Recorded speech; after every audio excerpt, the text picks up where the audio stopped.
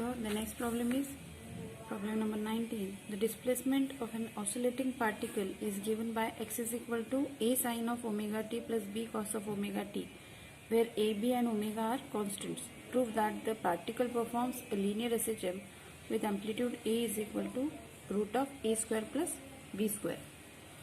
So here the resultant amplitude, we have seen this in the article of composition of SHM. We'll use that here. First we'll write down the given equation. What is the given equation? It is x is equal to a sine of omega t plus b cos of omega t. So here what is given? Here these things, this a, b, omega are constant. Here a, b and this w are constant. So now we'll put, to find the resultant amplitude, we'll put first, as we have done in the theory article also, this a is equal to r cos of delta, and this b is equal to, with cos we'll use that formula, sin a into b plus cos a into sin b, like that r sine of delta, right? Therefore this equation put in equation 1. So when we put this in equation number 1, then equation 1 becomes x is equal to r sine of omega t into cos delta plus b into cos of omega t into sine of delta. Sorry, this is not b. Instead of this we'll write r cos of omega t and b, it is sine of delta. So simplify this, we'll take r common, sine omega t into cos delta plus cos omega t into sin delta. Then by using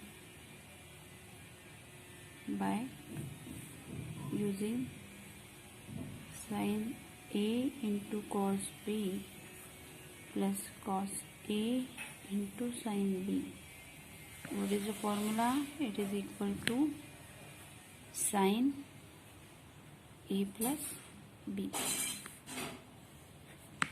right? We can write this as r into sine of omega t plus delta. This omega t is a, it is considered as capital A, and this as capital B. So by using this we can write this equation.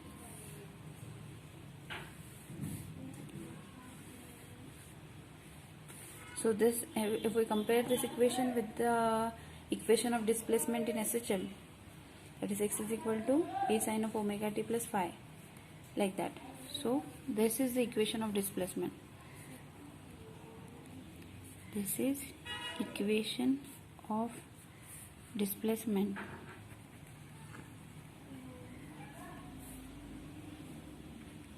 in SHM, linear SHM, right? So hence it is proved that it is a linear SHM. Therefore given particle, if we can say given particle performs linear SHM, right? Then the next, we have to prove this, that a is equal to, this a is equal to under root of a square plus b square.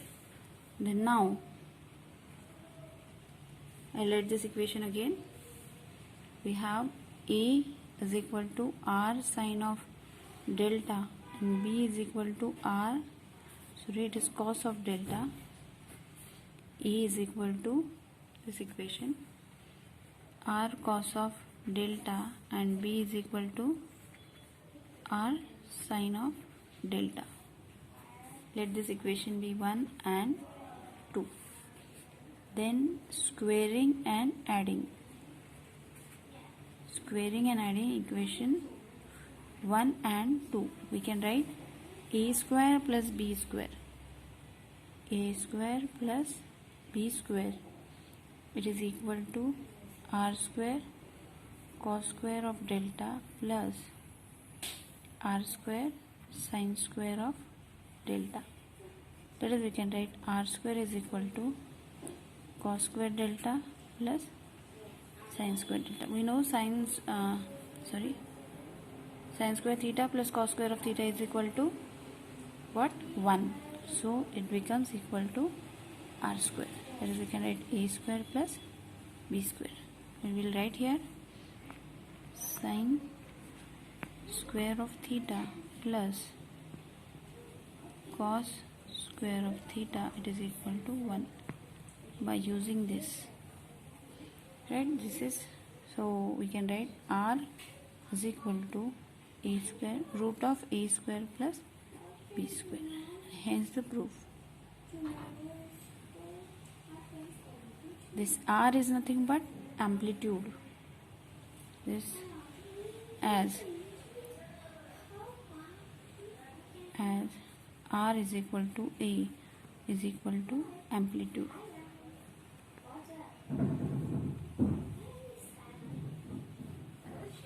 Therefore, we can write, therefore a is equal to under root of a square plus b square.